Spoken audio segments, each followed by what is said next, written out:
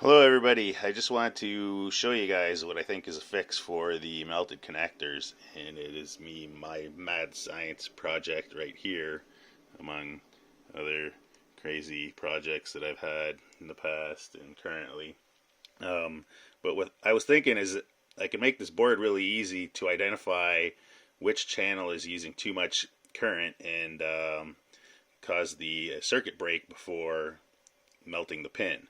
So the idea is there are 6 power wires, and as you can see there's 6 incoming power pads, and we would basically be taking these power wires and splicing them.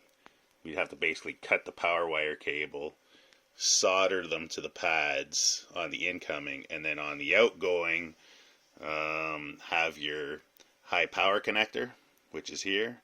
But on the incoming, you can have your just standard power supply connections, right? So this guy would be in between your cable for here, exactly, and be set up somewhere in between the cable, so it would monitor to see what your current conditions are on each line.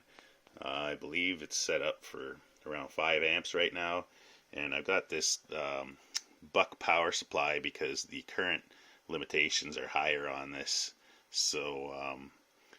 than my desktop power supply. So he's just a lithium battery with a buck converter that has a high current capability, and we should be able to get this to pop. So this is 12 volts. As you'll see, we'll get it set up to 12 volts, and I'll try and get you at the same time, and I'll just do this quick, but at 1 amp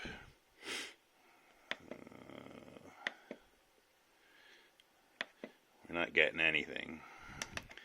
Let's see, 12 volts. Looks like I got a short circuit on there.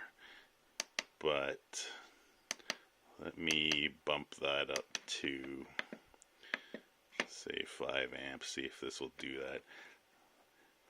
It's a very small value resistor on the load, so I don't know how this will react. 5 amps, still okay.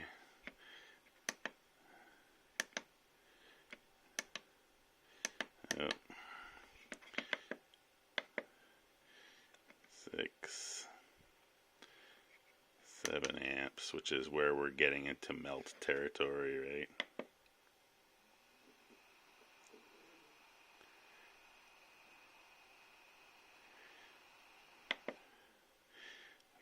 Give me voltage either.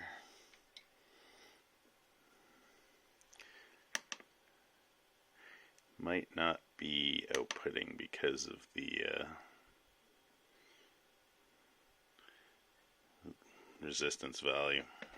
Let's try this. 10 amps, which is definitely where we're melting wires after a long haul. Boom. There it is. So 10 amps, I had it set up for 10 amps.